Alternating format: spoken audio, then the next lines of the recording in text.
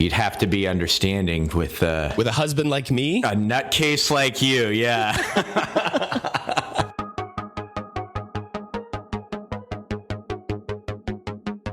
Well, hello, everyone, and welcome to the Bible Geeks podcast. This is episode 20. I'm Brian Sheely. I'm Ryan Joy. And thanks, everyone, for tuning in. We've got a fun show this episode. We are going to be talking just a little bit about some of our favorite things. But before we do, our last challenge was to find a time this past week to recharge. Did you do that this week? I went on vacation. I maybe took it too much to heart. I just left for the whole week. That's awesome. Yeah, that was great. We just played lots of games and rested a lot. It was really nice. How about you? Did you recharge? I did one of my favorite things, and that was take a nap on Sunday. Oh, nice. It was Father's Day. And I pulled executive privilege and I gave myself a 2-hour nap on the couch. So that was great. I guess I needed it too. I've been fighting this cold or whatever this thing is. I don't know. It's sinus infection or something. Nothing better than a good solid nap. Yeah. Well, it's our Jesus Said segment time. And I guess you have a verse for me this week. I do. So we're going to be talking about favorite things. As you said, I know you love the Gospel of John. So we're in the Gospel of John in chapter 1. And I'm going to focus in a minute on verse 51, the last verse of the first chapter. But this part of the story begins in verse 43, where Jesus comes to Galilee and he tells Philip, "Come follow me." And Philip goes and finds one of his buddies, Nathanael, and says, "We have found the guy that we've been looking for." And Nathanael says, "He's from Nazareth. Can anything good come out of Nazareth?" And I love Philip's response. He says, "Come and see. Check it out for yourself." And Jesus sees Nathanael coming towards him, and he says, "Behold, an Israelite indeed, in whom there is no deceit." And Nathanael says, "How do you know me? You never seen me before. What do you know about me?" And Jesus answered, "Before Philip called you, when you were under the fig tree, I saw you." And evidently, this wasn't like he just saw him across the field sitting under a fig tree, because Nathanael takes this as a miracle. He takes this as a sign or reason to believe that Jesus is something really special.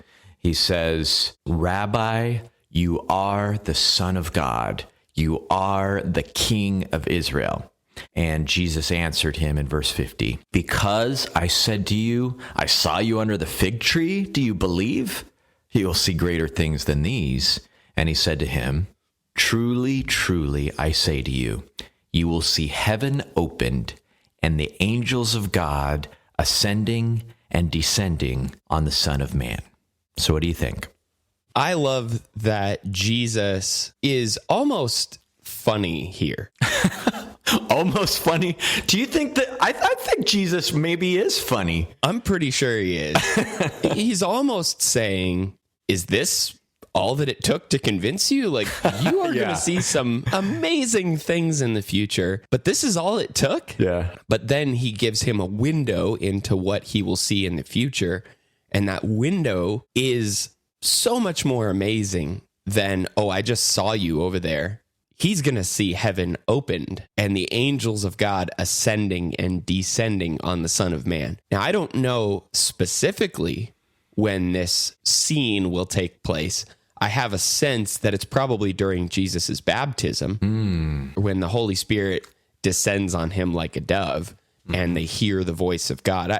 Maybe that's what he's talking about. Maybe it's a foreshadowing all the way to the end of Jesus's life at his ascension into heaven after his resurrection. But either way, whatever he's talking about here, they're going to see it. And that will be proof beyond a shadow of a doubt that he is the authoritative Son of God.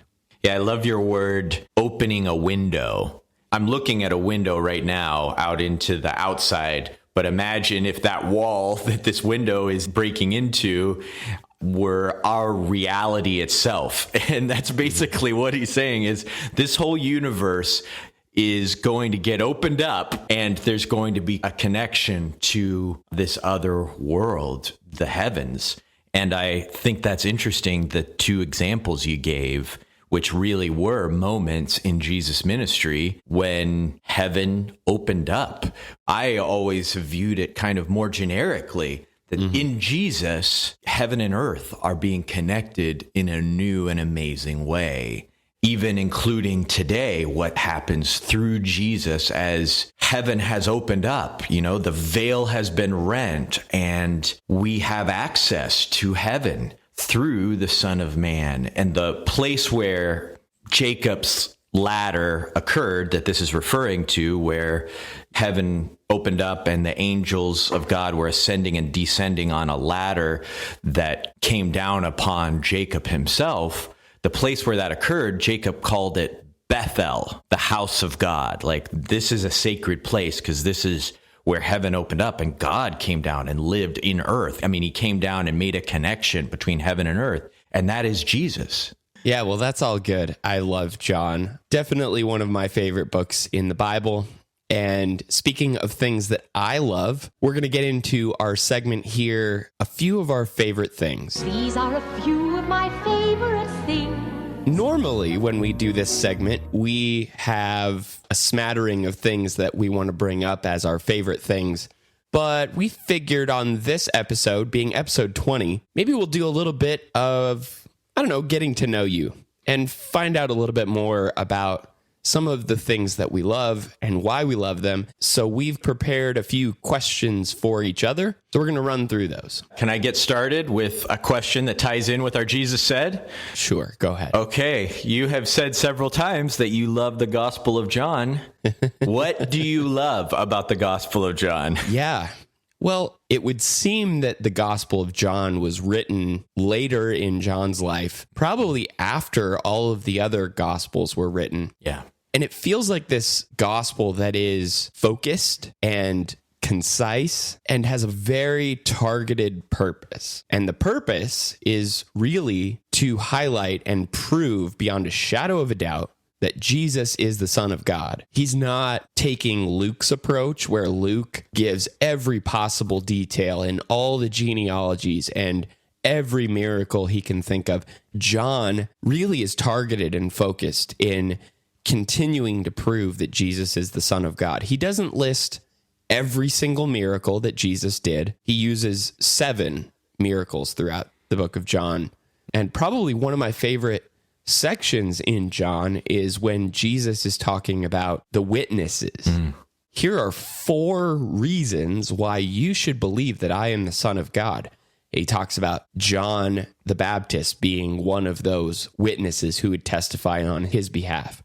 The miracles that he did, the scriptures, the prophets long ago that prophesied about him, and then the words of God himself. These 4 things that he brings up here in John 5, these are the reasons why you should believe in me. And if you continue to go back to John 5, as you read through the book of John, you see over and over and over again him highlighting each of these areas. And that's, I think, why I really love this book, because it's focused and really just has so much richness in terms of proving this singular point that Jesus is the Son of God.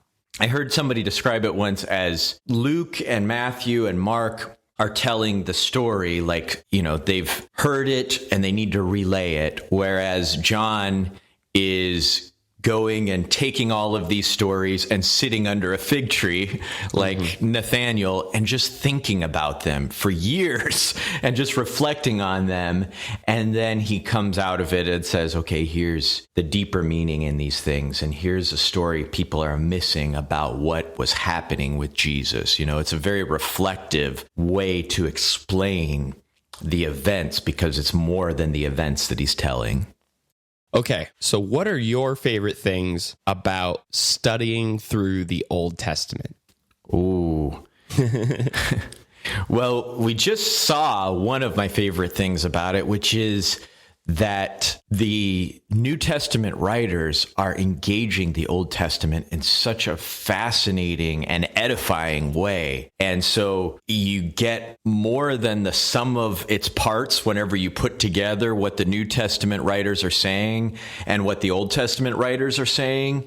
Because when you put them together, when you put Jacob's ladder together with Jesus' one sentence about this and who he is, and then you start to see how they interplay with each other. It's so beautiful, and it helps me to see beyond the obvious truth that I can easily dismiss. And like Nathaniel, go sit under the fig tree and have to think about, what does this mean? And in that process of trying to search out and reflect on what is this difficult connection that Jesus is making, I learned so much more than if I just heard an easy explanation or jumped to something that was simple.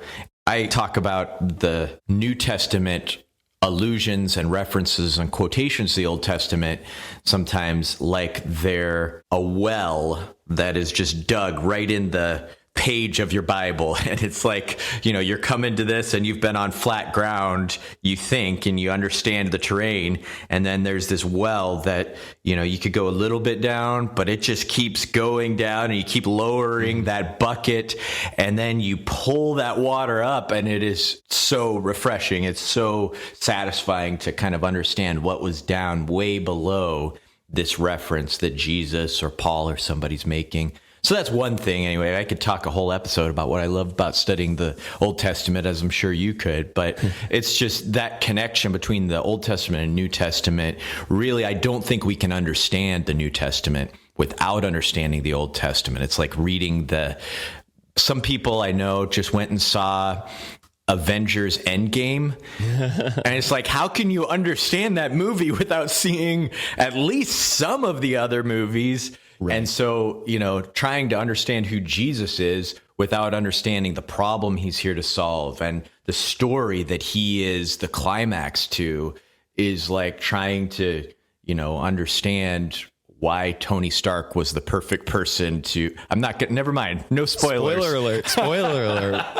Anyway, so, it's just so wonderful is why I love studying through the Old Testament. I think what you're saying ties into what the Hebrew writer is really talking about when he starts talking about Melchizedek. Yeah. He says, you should be teachers by now. You should know all about Melchizedek and why this really small, tiny story in the Old Testament has such important implications in the New Testament. Like, you should understand this connection, but they didn't get it. And he calls them out for not getting it.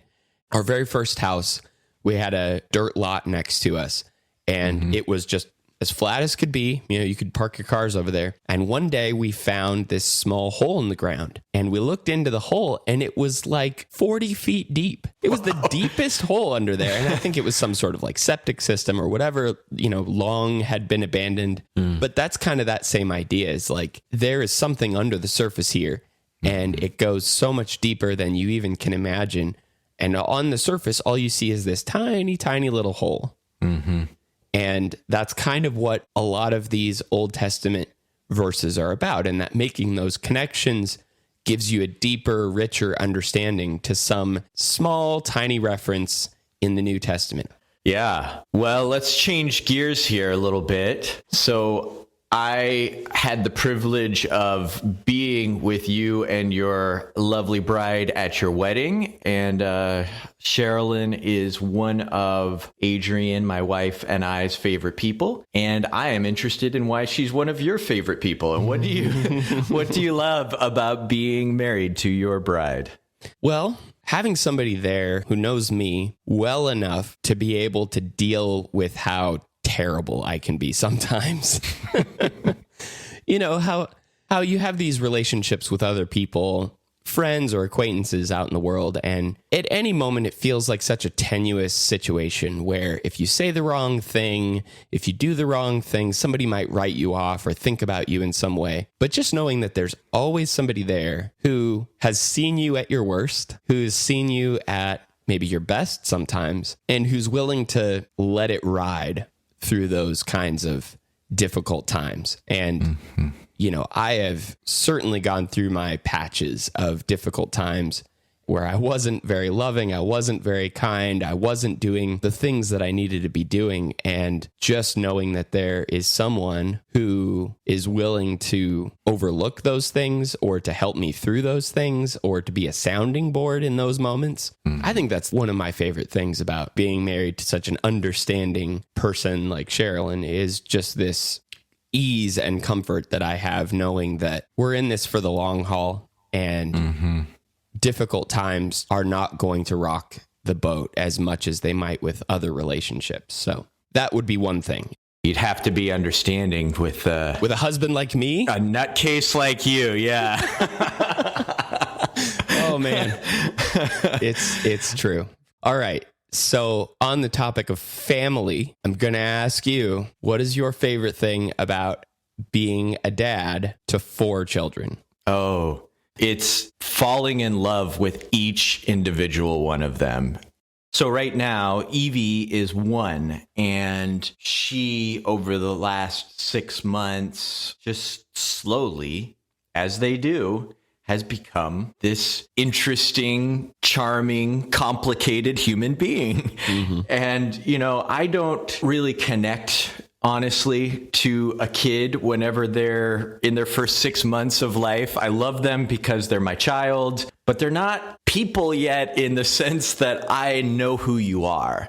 And every bit you know them, you appreciate their unique way of being in the world. So that's my favorite thing. It's probably similar to the favorite thing that someone with 1 kid or 8 kids has. It's just falling in love with your kid, and having that relationship of a dad and a kid, and knowing them is the gift of being a parent in some ways. That's awesome. Okay, so we've talked several times about morning rituals. Yes. You are, I think, as a morning person and a more orderly person and consistent person than I am, really good with your consistency in your morning ritual, and you really treasure it. And that makes me more and more fascinated by it and want to get a little bit of that for myself. And so can you tell me about what are your favorite things about your morning ritual? If I had to boil it down to one thing, and this almost sounds selfish, but I'll say it anyway, I think my favorite thing about my morning ritual is just being alone. I'm an only child, and I love being alone, which seems weird because I love my family, but I also love being alone. And the morning time for me is the one time in the entire day where I know I'm going to be all by myself. And there's a lot of freedom in that. There's a lot of clarity in that. There's a lot of focus in that. And just having that ability to get things done in the morning, get up, make my coffee, read through the scriptures, eat that frog, that whole idea, you know, just pick off that one really important thing that you need to do that day to kind of kickstart the day. That is just some of my favorite times of any day, is that opportunity where I'm not distracted. That's probably one of my favorite things about the morning time and my morning ritual, is just that time. There's nothing to distract me except for myself. And if I can focus enough on what's most important and put systems in place to be able to just get myself started the right way, that's one of the biggest reasons why I love the morning time. Can I give you another one? Yeah. Okay, so I just, with that and with your systems and stuff, what do you love about simplifying and getting organized? Well, like I just said, I'm easily distractible. And sometimes for me, even just the presentation of something can be distracting, which is probably why I love the Gospel of John, because I feel like there is a very straightforward, very clear direction and intention. And I can get on board with it because I know where he's going. I know exactly what his intention is. And I feel like for me, that's probably one of the things that I gravitate to most, is just having structure, having order, and simplifying things down in such a way to where it's not going to surprise you. If I'm putting together some points in a lesson or some system in place to be able to do this or that, it's easily communicated everybody can get on board with it. There's not surprises in terms of how things work. I think that's what I mostly gravitate toward, is that simplification of things to where you're not distracted by the process itself. You're not distracted by the presentation itself. You're just seeing the focused goal of whatever it is that is being communicated, or the system that we're using, or whatever. I don't like surprises. And so that's something that just helps me, and hopefully it helps other people. That is so interesting, because I've never thought about the surprise idea. I feel like if I do think about surprises, I think that's what I need, is more surprises in my design, in my lessons, in my, because I'm trying to grab people and get this truth across in them. But what you're saying is really helpful, I think, as an idea. I think I need to fold in more. Having one anomaly is a good thing, but if you have 5 anomalies, then it's just chaos and nobody knows what to do with it. Yeah. So setting up for the surprise with all the other orderly things that have no surprise, it's predictable, it's as it should be, it just works. Yeah. That's really cool. But the surprise idea as a principle of design, no surprises, I think that's a Radiohead song. So, no alarms, no surprises. Oh boy, that's good. Yeah, I do like surprises. I do like throwing things out that kind of make people turn their head a little bit, but you have to be really careful with that and put it in the framework, like you said, of something that is predictable enough. It's really helpful as an idea. I'm going to be working with that in my brain as I'm designing things for a while now. Okay, so let's close this thing out. I'll give you one more. Okay. And then we'll wrap this up. So you are a full-time preacher, and I would be really interested to hear what your favorite thing about being a full-time preacher is. Well, to quote another movie, to begin with, everything. I get to study. That was whenever I was a teenager and I thought about preaching full time. That was the thing that appealed to me, is there's so much to learn. Understanding the truth seems so important. And I just always wanted to be studying. And what if I could just study and share what I'm studying as like my life? That would be cool.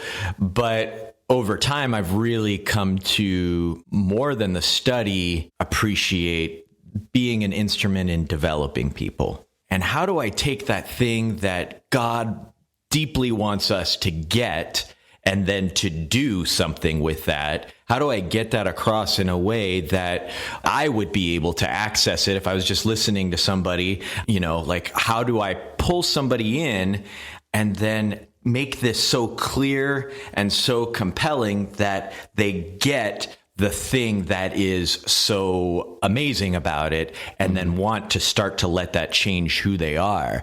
And I love visiting people. I love doing one-on-one studies. I love doing group studies in homes. I love pretty much every part of it. The only thing that I missed about my other job that I did before this, which was in an advertising agency, whenever I came and started doing this work, is the collaboration. And I get that with my wife. I get that with other people in the congregation. Now I get that a lot with you, which is really great.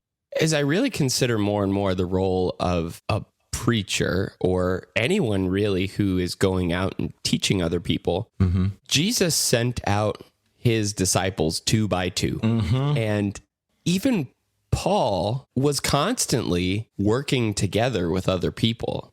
He had Timothy, he had Titus, he had all these people who he was constantly leaning on. He was training them. He was learning from them, having other people that you can talk to, that you can bounce stuff off of. I think that's one of the biggest benefits that we have in the church. That's one of the biggest benefits that we have in Christ, is just having people there who you can talk through stuff with.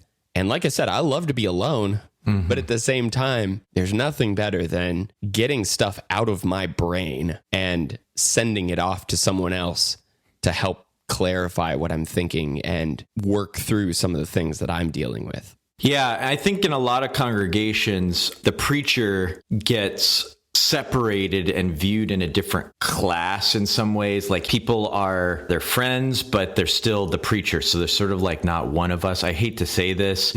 I think in past decades, I've seen this, and I've seen preachers who are my friends be affected by that. And also then the work, there's sort of the church's work, and then there's the preacher's work.